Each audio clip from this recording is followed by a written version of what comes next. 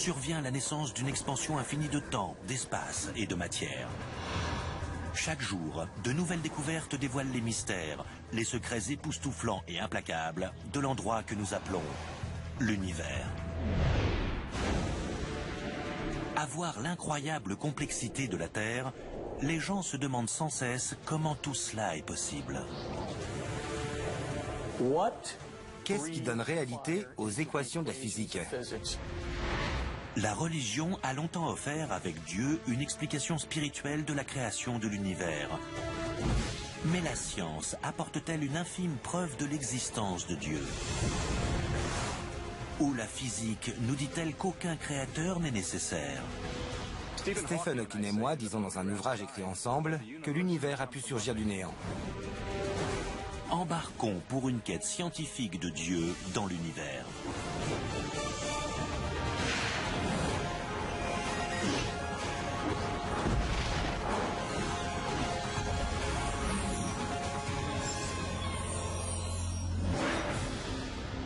L'univers est un endroit qui peut être très violent,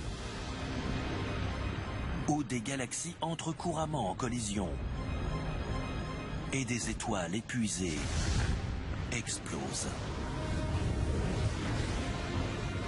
Mais c'est aussi un lieu qui a donné naissance à une chose absolument extraordinaire, du moins ici-bas, sur Terre.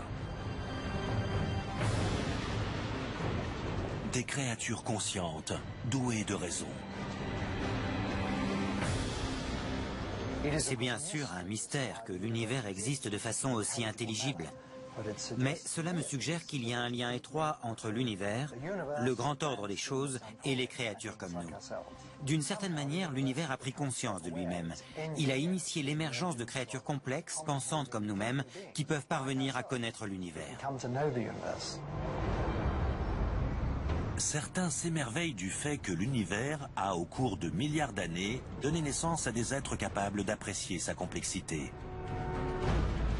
Nous pouvons même nous demander où et comment nous nous y intégrons. À l'aube de l'humanité, des peuples pensent détenir les réponses à ces profondes questions. Les anciens voyaient le monde comme une boule neigeuse. En gros, une terre plate, disons un disque, recouvert d'un dôme. Nous appelons ça un firmament. Et c'est dans ce firmament que sont suspendues les étoiles et les planètes. Presque tous les peuples anciens pensent que leur univers existe dans un dôme similaire. Et ils ne se demandent jamais qui l'a créé. Les anciens supposaient qu'il existait un dieu ou des dieux responsables de la création et de la bonne marche de l'univers. L'idée que Dieu a créé l'univers est quasiment incontestée jusqu'au Moyen-Âge, lorsque des scientifiques font une suggestion sacrilège basée sur leurs observations. C'est le Soleil, pas la Terre, qui est au centre de l'univers. C'était une révolution scientifique. Il y avait alors un autre moyen d'expliquer les phénomènes naturels, et c'était la science. Depuis le Moyen-Âge, des scientifiques ont élaboré de nouvelles théories sophistiquées sur l'immensité de l'univers et notre place en son sein. Théories qui le plus souvent occultent Dieu. De nombreux phénomènes apparaissent mystérieux, miraculeux ou magiques. Et grâce à la science, nous avons fini par les comprendre. Les scientifiques ont réalisé petit à petit que le Soleil n'est qu'une étoile parmi tant d'autres dans une galaxie gigantesque qui compte des centaines de milliards d'étoiles semblables. Et que tout cela a été créé à la suite d'un Big Bang survenu il y a 13,7 milliards d'années. Mais alors que les théories, les observations et les expériences des scientifiques nous disent que nous flottons dans le cosmos, elles ne répondent pas aux sempiternelles questions. Pourquoi sommes-nous là? Et qui, si tel est le cas, nous a créés? Alors certains scientifiques continuent à chercher ces réponses. Ils font une découverte extraordinaire. Un ordre remarquable et sous-jacent semble gouverner l'univers. Nous sommes éblouis par la beauté et la majesté de la nature qui nous entoure. Les arbres, le ciel, La beauté du crépuscule, c'est d'une majesté merveilleuse. Comment trouver un sens à tout cela? Nous devons nous intéresser au-dessous de la nature, aux équations mathématiques qui la sous-tendent, qui forment une sorte de monde de l'ombre. Certains voient cela comme un code cosmique. Nonobstant le fait qu'ils croient en Dieu ou non, la plupart des scientifiques concèdent que le code cosmique semble exister.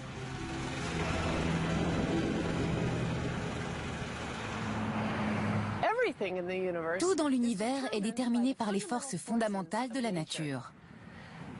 La puissance de ces forces est caractérisée par des nombres appelés constances fondamentales, des nombres si sensibles que s'ils variaient juste d'un iota, l'univers que nous connaissons n'existerait pas. Par exemple, si la vitesse d'expansion de l'univers avait, juste après le Big Bang, changé d'1 sur 1 trillion c'est 1 suivi de 18 zéros, l'univers aurait continué à se développer, ou se serait effondré sur lui-même, et rien de tout ce que l'on voit n'existerait. Pour vous montrer à quel point le nombre 1 sur 1 trillion est infime, imaginez tous les grains de sable de cette plage. En fait, tous les grains de sable de toutes les plages du monde entier. Leur nombre doit avoisiner le trillion. Dans cette analogie, si tout ce sable représente la vitesse d'expansion de l'univers juste après le Big Bang, combien de grains de sable devrais-je ajouter ou enlever pour détruire l'univers? Juste un grain. 1 sur 1 trillion. Voilà la précision exigée pour que nous existions sur cette planète.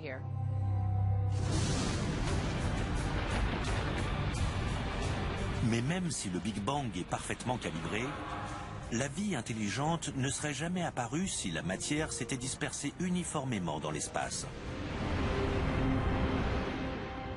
S'il avait été parfaitement uniforme, alors il n'y aurait eu aucun amas de matière qui allait graviter puis former les étoiles et les galaxies. Nous avons donc besoin de petites irrégularités dans la distribution de matière dans l'univers. Ces irrégularités auraient été plus petites, les étoiles et les galaxies ne se seraient pas formées. Plus grandes, tout se serait effondré pour former des trous noirs. Mais même avec une bonne distribution de matière dans l'univers, la vie ne serait toujours pas apparue sans une série de processus complexes à l'intérieur des étoiles qui convertit hélium et hydrogène en éléments plus lourds, tels le carbone, l'élément de base de toute créature vivante. Certaines étoiles explosent, fournissant le matériau brut avec lequel former de nouvelles étoiles, planètes, et au final la vie.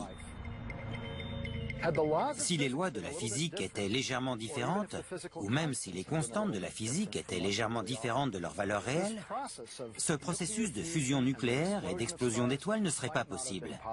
Et nous ne serions pas là pour en parler.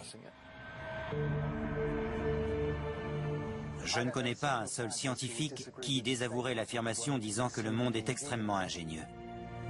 Pas juste mathématique, merveilleux, élégant, mais la manifestation de quelque chose de véritablement extraordinaire. Comment cette extraordinaire précision d'ajustement fin de l'univers ne serait-elle pas la preuve tangible d'un créateur divin?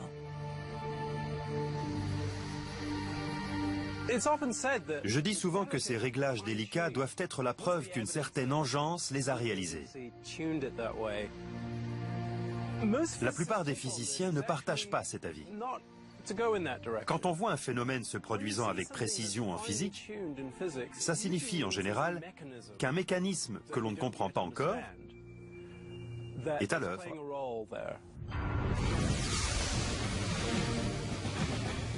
Alors que l'univers semble être l'œuvre d'un créateur divin, la plupart des scientifiques disent que cette apparente mécanique de précision ne prouve rien de la sorte.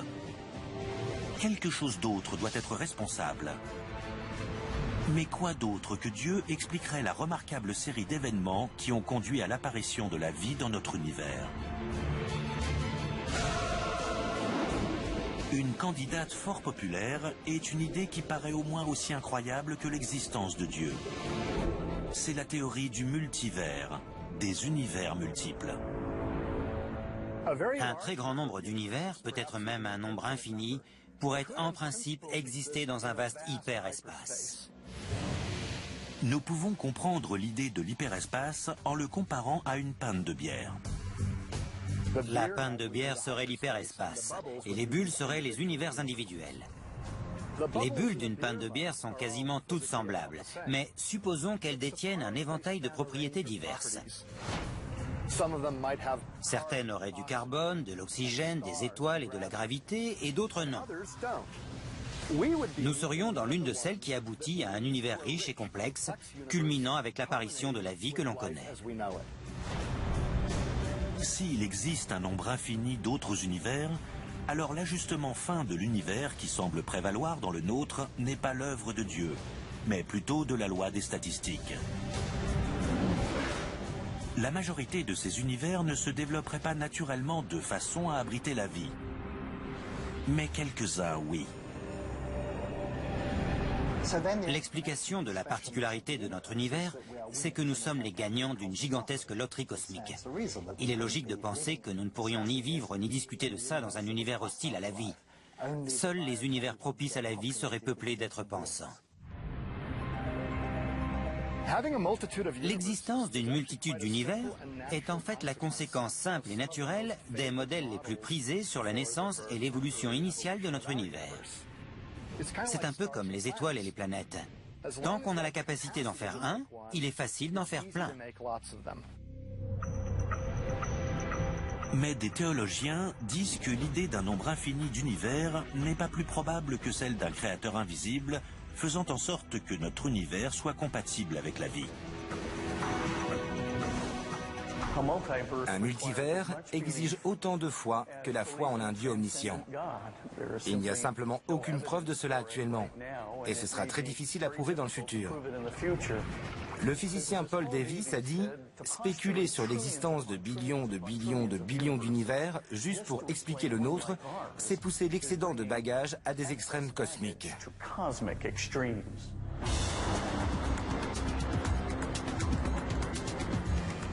Ce débat sur l'existence d'un Dieu dans l'univers risque bientôt d'entrer dans une phase explosive. D'étonnantes théories nouvelles suggèrent que quelque chose pourrait exister dans une dimension inexplorée, située juste à quelques millimètres de chaque personne vivant sur Terre.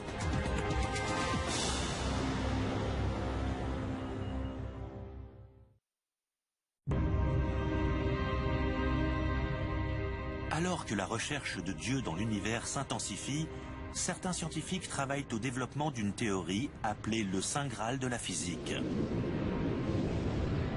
Une théorie censée tout expliquer sur l'univers et son origine. C'est la théorie des cordes. La théorie des cordes, c'est la dernière tentative ambitieuse et privilégiée pour unifier les 4 interactions connues de la physique en une théorie du tout. Comme elle promet de répondre à quasiment toutes les questions de la physique, la théorie des cordes saura-t-elle nous dire si l'univers est l'œuvre d'un créateur tout-puissant ou des seules lois physiques ?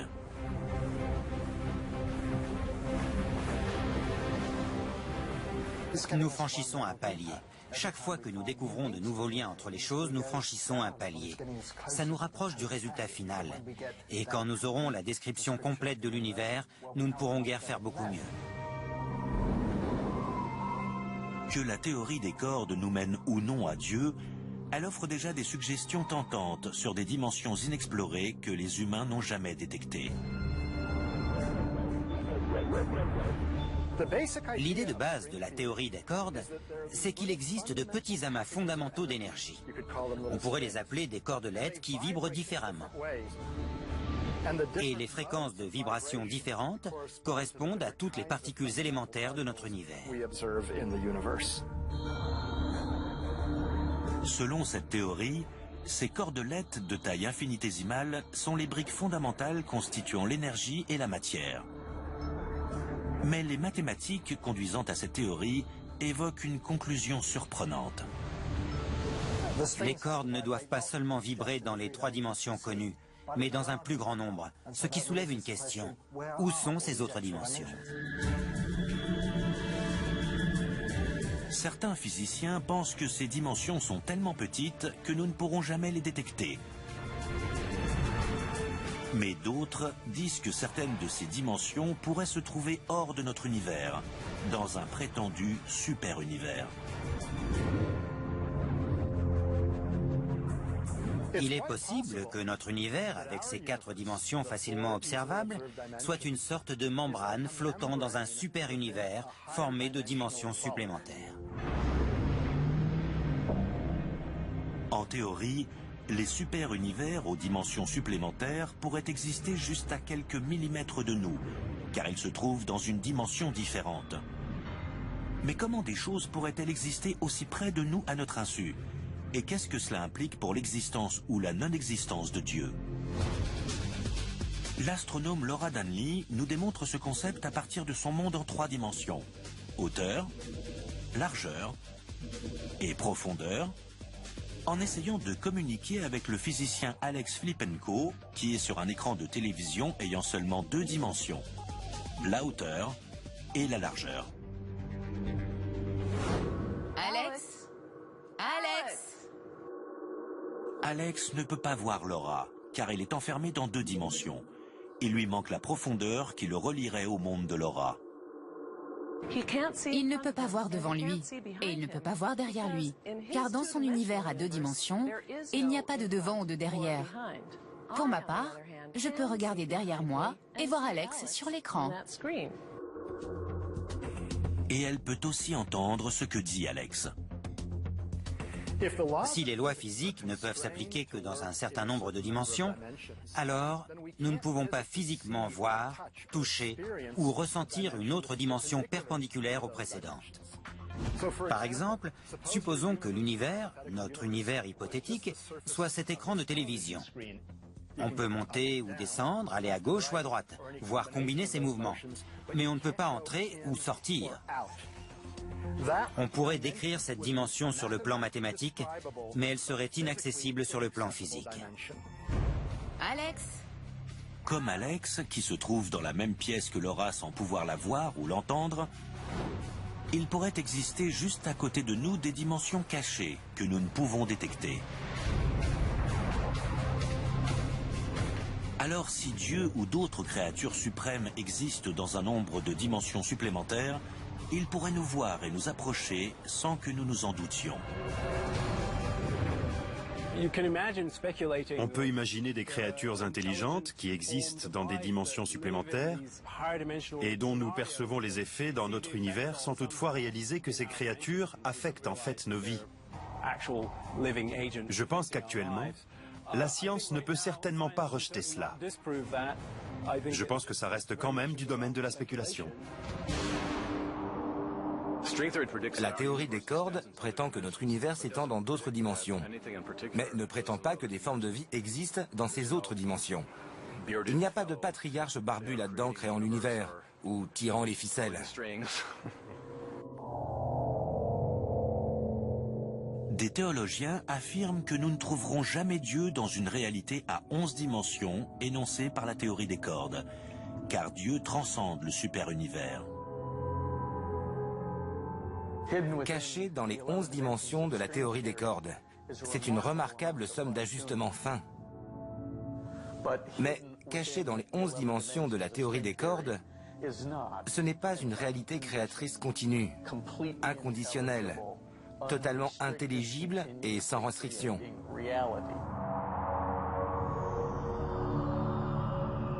Toutefois, des scientifiques croient que si Dieu n'existe pas dans le super-univers, l'explication du Big Bang s'y trouve. Une hypothèse dit que le Big Bang se produit quand 2 de ces membranes parallèles entrent en collision dans un super-univers aux dimensions supplémentaires. Personnellement, je n'adhère pas à cette hypothèse, mais l'idée est intéressante. Mais comment la science peut-elle prouver ou réfuter ce qu'il se passe dans ces prétendues dimensions supplémentaires et savoir si elle confirme ou infirme l'existence d'un créateur, alors que nous sommes confinés dans notre monde à 3 dimensions? Une possibilité est de détecter les effets de ces autres dimensions en faisant interagir des particules capables de se déplacer dans ces autres dimensions. Afin de trouver de la matière qui se déplace dans des dimensions supplémentaires, des scientifiques ont conçu ces énormes accélérateurs qui envoient se heurter des particules subatomiques à des vitesses étourdissantes. Mais ces accélérateurs de particules accomplissent une autre chose étonnante. Une chose qui semblait impossible il y a quelques années. Ils permettent aux scientifiques de remonter le temps au plus près de la création de l'univers. Et peut-être, comme certains le suggèrent, d'apercevoir notre créateur.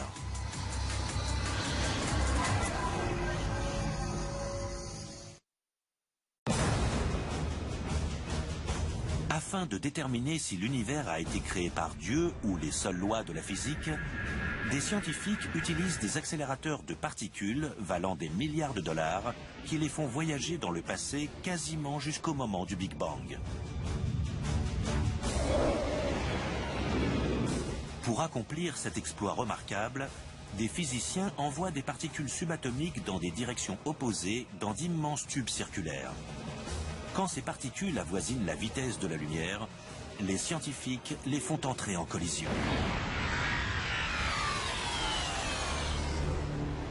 Mais comment ces violentes explosions peuvent-elles permettre aux scientifiques de remonter aussi loin dans le temps pour élucider la question de Dieu ?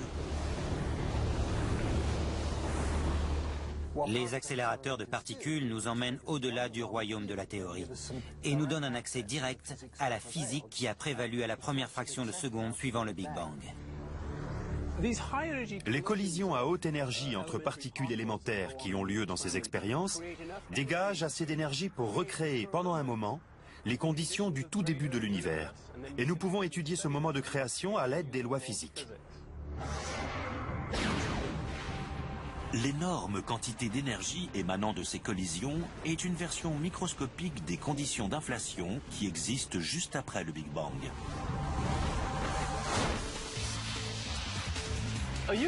Une bonne analogie avec ce qu'il se passe dans un accélérateur de particules, ce sont des voitures radiocommandées roulant sur un circuit.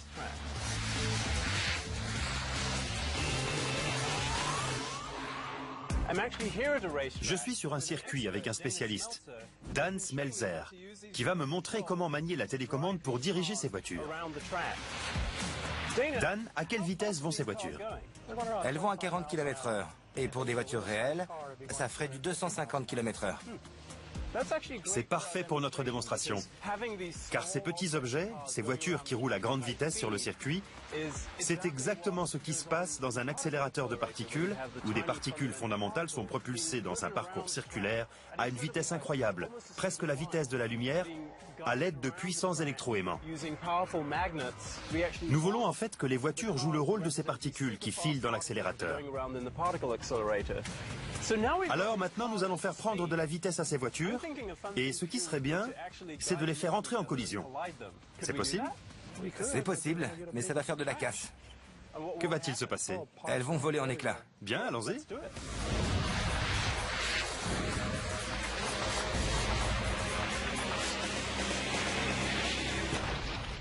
Waouh, super.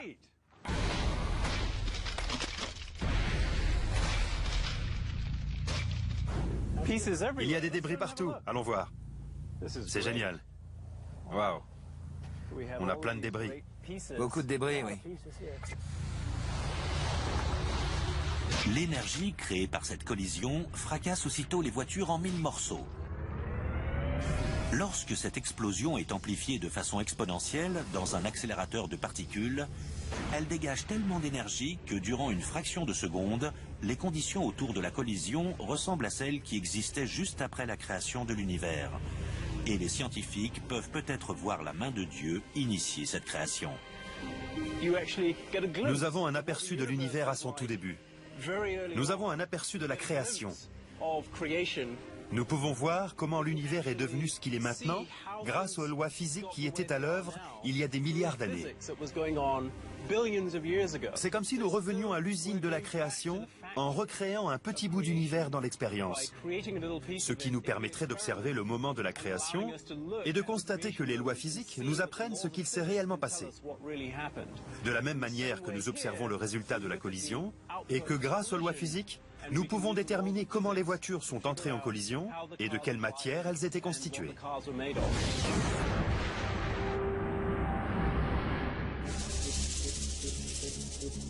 Les accélérateurs de particules n'ont pas encore répondu à la question sur Dieu, car les dernières technologies ne dégagent pas assez d'énergie pour remonter jusqu'au moment exact du Big Bang. Jusqu'à maintenant, les scientifiques s'en approchent à une fraction de seconde près, sans trouver quoi que ce soit que la physique ne peut expliquer. Bien sûr, les chercheurs veulent remonter au tout premier instant. C'est là qu'ils pourraient imaginer que l'on voit, pour ainsi dire, la main de Dieu ou la marque du Créateur. Nous n'y sommes pas encore. Dans toutes les expériences et les observations que nous avons faites, nous n'avons jamais trouvé la moindre exception aux lois physiques. Donc, nous croyons pouvoir affirmer que les miracles n'existent pas, que tout peut être expliqué par les lois de la nature. Ce n'est pas parce que jusqu'à présent, la physique peut expliquer tout ce qui a été découvert que ça signifie que dans le futur, il n'y aura pas littéralement des milliers de nouvelles découvertes que la physique ne saura pas expliquer. Et pourquoi cela? Parce que la science elle-même doit toujours rester ouverte à de nouvelles découvertes. Cependant, si les scientifiques parviennent finalement à tout expliquer avec les lois de la nature, serons-nous un jour capables de comprendre en termes scientifiques des concepts comme l'âme, la conscience, le paradis et l'enfer? C'est sans doute trop demander à la science de dire qu'un jour elle apportera des solutions aux énigmes que représentent le paradis ou l'enfer ou d'autres grands mystères de notre mythologie. Ce sera probablement bien plus subtil que cela.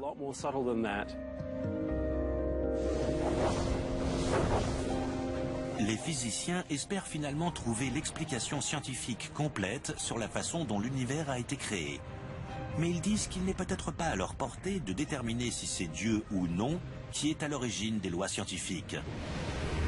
À moins que notre éventuel créateur nous ait laissé un message dans le code cosmique de l'univers lorsqu'il l'a programmé. Des indices sur l'architecte de ce programme cosmique sont-ils dissimulés dans ce programme, dans tous ces 1 et ces 0, comme une marque de fabrique estampillée sur l'architecture de l'univers à sa sortie? Aussi tentant que ce soit, on pourrait étudier éternellement ces 1 et ces 0 sans jamais trouver cette marque de fabrique. C'est une cause perdue, un exercice vain. Mais, dans un certain sens, l'univers est mathématique. Et quand nous explorons ce royaume mathématique, nous avons en quelque sorte un aperçu de l'esprit de Dieu. Nous ne faisons qu'explorer à un niveau sous-jacent l'ordre de la nature. Mais l'un des scientifiques les plus réputés au monde ébranle la planète quand il déclare qu'il a exploré l'ordre caché de la nature et découvert la preuve mathématique que Dieu n'a pas besoin d'exister.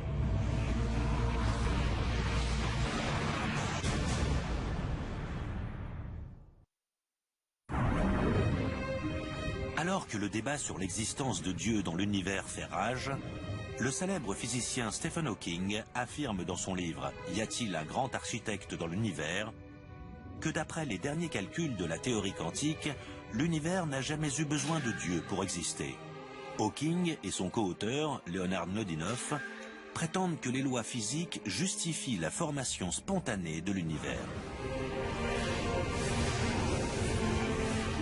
Stephen Hawking et moi disons dans notre livre que l'univers, la galaxie, le système solaire, la Terre, ce rocher, que tout aurait pu surgir du néant. Il aurait pu y avoir création spontanée à partir d'un vide quantique. Donc, nous n'avons pas vraiment besoin de Dieu pour justifier l'univers. Il découle des lois physiques.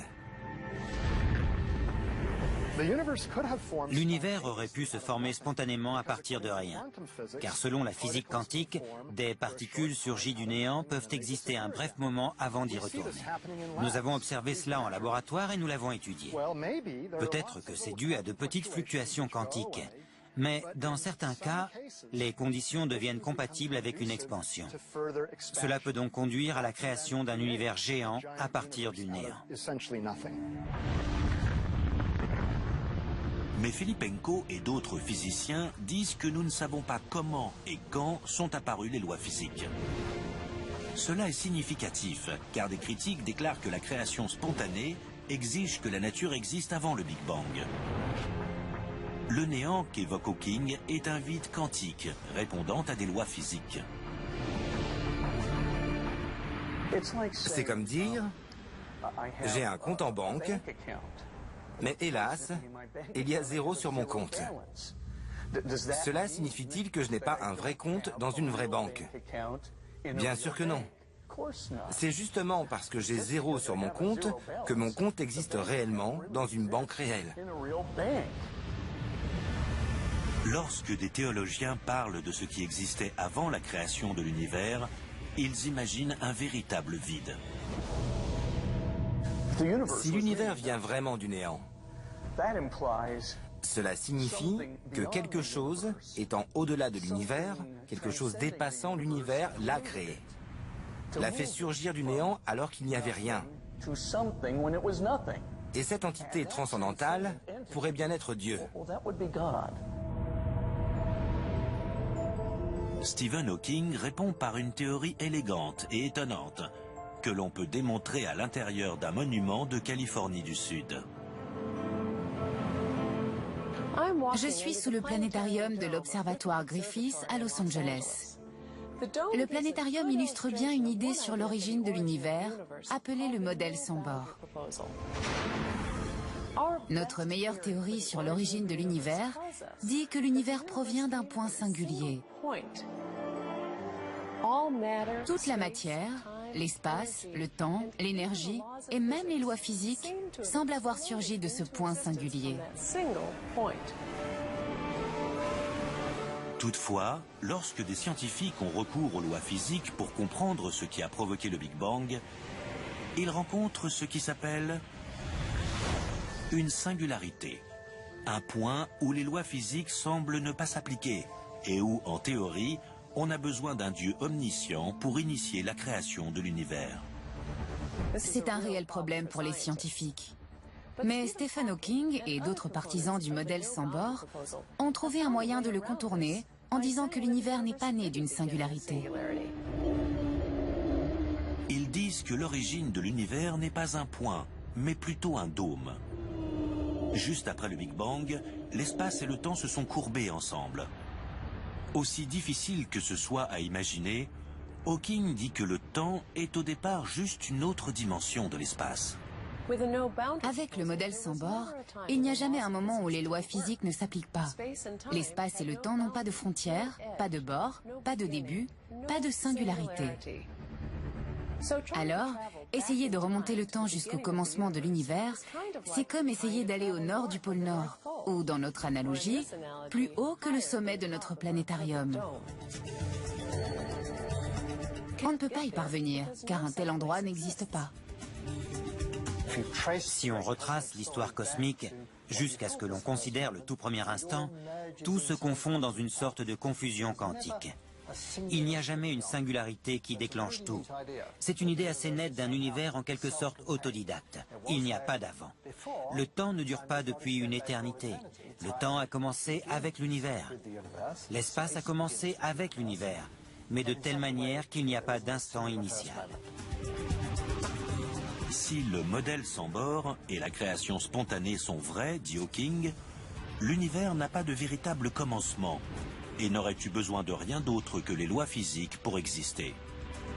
Alors pourquoi aurions-nous besoin d'un créateur suprême? Il n'y a pas un moment où quelqu'un se dit « Allez, faisons un univers ». Cet instant T n'existe plus. Que l'univers peut surgir spontanément du néant implique que l'on n'a pas besoin d'un Dieu pour le créer. Alors, ces deux idées prises ensemble démontrent que les arguments courants expliquant le recours à Dieu ne tiennent pas vraiment. Les détracteurs de Hawking et Mlodinow disent que le modèle sans bord est une théorie élégante qui est peut-être correcte, mais qu'elle est hors sujet. On ne dit pas vraiment que l'univers est infini dans le passé. Tout ce qu'on dit, c'est que le point de départ est une sorte de condition confuse, ce qui, franchement, signifie que l'on a toujours besoin d'un début. Pour contrer Hawking et défendre l'idée de Dieu, beaucoup de théologiens citent le théorème de Guth, Borde et Vilenkin. Formulé par 3 éminents physiciens, il énonce que tout univers en expansion doit avoir un commencement. Cela est exact, disent-ils, même si cet univers fait partie d'un multivers, aussi longtemps que tous les univers le composant sont aussi en expansion. Ce qu'ils ont montré, c'est que chaque modèle d'univers en expansion devait avoir un commencement dans le passé. Et même si ce commencement indique seulement une transition vers de nouvelles lois physiques, cette condition doit elle aussi avoir un commencement dans le passé. Finalement, il doit y avoir un commencement, avant lequel l'univers n'existait pas, ce qui implique qu'il a été créé par une sorte de force transcendantale. Dans ce débat, chaque camp cite sa propre preuve mathématique compliquée pour un possible début et un possible créateur. Alors, quelle équation est la bonne ? Stephen Hawking exprime très bien cela. Nous avons en l'occurrence tous ces modèles mathématiques de mondes possibles. Qu'est-ce qui donne la vie à un ensemble d'équations et crée un univers pour qu'elle le gouverne? C'est une bonne question. Qu'est-ce qui donne littéralement réalité à ces équations pour leur permettre d'accomplir quelque chose, de brûler, d'exploser, de devenir un univers? C'est une très bonne question, et elle suppose un créateur tout-puissant.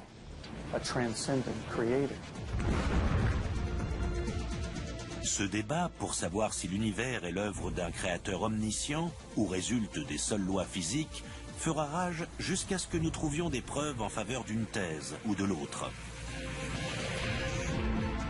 Mais certains physiciens évoquent une troisième possibilité déconcertante. Aussi époustouflant que cela paraisse, ils disent que l'univers a peut-être été créé par une espèce extraterrestre, tellement évoluée qu'elle a fini par se confondre avec la nature elle-même.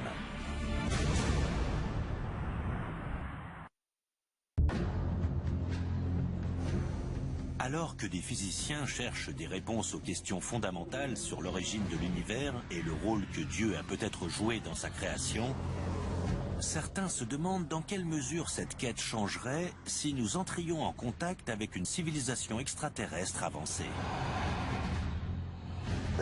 Il n'y a aucun doute dans mon esprit. Si nous découvrons l'existence d'autres créatures intelligentes dans l'univers, ce serait la plus grande découverte scientifique de tous les temps. Mais cela aurait forcément un impact sur les religions, car elles se réfèrent à l'être humain, une seule espèce, et à la Terre, une seule planète. Ce qui est logique, parce que les religions sont nées à une époque où on ne connaissait rien d'autre. Mais des extraterrestres intelligents créeraient-ils un dieu ou un ensemble de dieux différents? Ou auraient-ils une telle connaissance scientifique qu'ils auraient prouvé qu'une conscience divine n'existe pas? Je ne crois pas qu'il faille s'attendre à des surprises de la part d'une culture extraterrestre intelligente et évoluée, car je crois qu'elle aurait le même désir subliminal que nous autres. Je ne crois pas que rencontrer des aliens, s'ils existent, nous éclairera davantage sur Dieu. Nous avons déjà plus ou moins connu ça quand le Vieux Monde a rencontré le Nouveau Monde. Les habitants du Nouveau Monde vénéraient certains dieux, qui étaient différents de ceux du Vieux Monde. Chaque fois que nous rencontrons une nouvelle culture, nous apprenons des choses nouvelles sur cette culture et la façon dont elle perçoit et décrit les dieux. Mais peut-être qu'une question plus pressante est de savoir si une civilisation extraterrestre serait le Dieu que l'on cherche. L'entité qui a créé l'univers. Nous pouvons imaginer un futur très lointain où la science sera avancée au point de ne plus se limiter à manipuler de la matière sur un plan local, mais sera capable de créer des univers. Nous pourrons les concevoir et les créer à notre convenance. Et si cette manipulation va jusqu'à choisir les lois physiques elles-mêmes, alors nous pourrons créer des univers qui n'ont jamais existé. Nous pourrons concevoir nos propres univers. Tout cela est fou et très spéculatif, mais pas tellement éloigné de ce que prétend la théorie des cordes. Peut-être serons-nous un jour capables de créer un nouvel univers, presque comme si c'était un projet de physicien. Des scientifiques pourraient finalement concentrer assez d'énergie sur une partie microscopique de l'espace pour générer un trou noir dans notre univers, tandis qu'à l'autre bout, un Big Bang créerait un autre univers. Il n'y a qu'un pas entre cette hypothèse et spéculer sur le fait que notre univers est peut-être l'œuvre d'une intelligence supérieure qui existe dans un autre univers.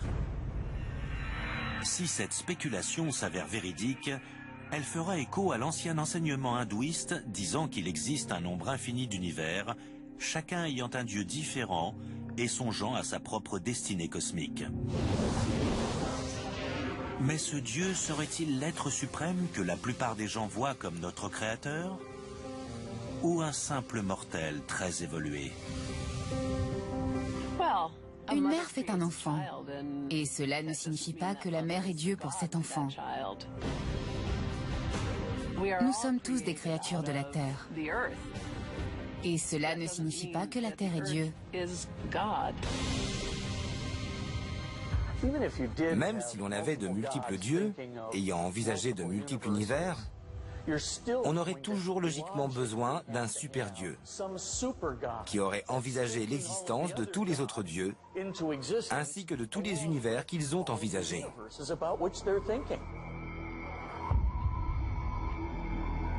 Bien sûr, le fameux enseignement hindouiste dit que tout peut être inversé, que les gens ne sont peut-être pas le rêve des dieux, mais que les dieux sont peut-être le rêve des gens. C'est la question fondamentale à laquelle certains essaient de répondre. Rêvons-nous d'un ordre divin de l'univers, ou l'ordre divin exerce-t-il un attrait sur nous? Au final, s'il n'y a aucun moyen scientifique de tester une hypothèse à travers des expériences et des observations, celle-ci n'est donc pas une hypothèse scientifique. Alors, comme les questions de l'origine ultime et du créateur ultime sont fondamentalement des questions qui ne sont pas vérifiables, elles ne font pas partie de la science. La science ne peut pas rejeter quelque chose qui dépasse notre univers. Pour la raison qu'elle tire ses données de l'univers lui-même. Ça équivaut à dire, le personnage de dessin animé va se servir des données du scénario pour désapprouver son créateur. On ne peut pas faire ça. Le rôle de Dieu a été réduit par les progrès de la science. Néanmoins, il ne s'agit pas d'une compétition entre les deux. Je ne pense pas qu'il arrivera un temps où nous comprendrons tout. Je crois qu'il y aura toujours une part d'inconnu, une frontière. Donc il y aura toujours des questions auxquelles nous ne pourrons pas répondre au moment où elles se posent. Mais il reste toujours l'espoir de pouvoir mieux expliquer les choses. La physique et les mathématiques ne peuvent jamais expliquer d'où viennent les lois et la logique. C'est notre point de départ. Et si des gens veulent dire « ça vient de Dieu », nous n'allons pas ergoter. Par certains côtés, les lois physiques sont aussi éternelles que Dieu l'est pour les théologiens. Nous pourrions imaginer que quelque chose est à la base des lois de la nature, les fait respecter et les explique. Pourquoi sont-elles mathématiques? Pourquoi ont-elles ces propriétés? Pourquoi sont-elles intelligibles? Je ne suis pas sûr que Dieu soit la bonne réponse à ces questions. Mais je crois que considérer l'univers et les lois qui le régissent comme des merveilles allant de soi, ce n'est pas vraiment satisfaisant non plus. Je pense que nous devons dépasser cela. Et je pense que nous pouvons dépasser cela.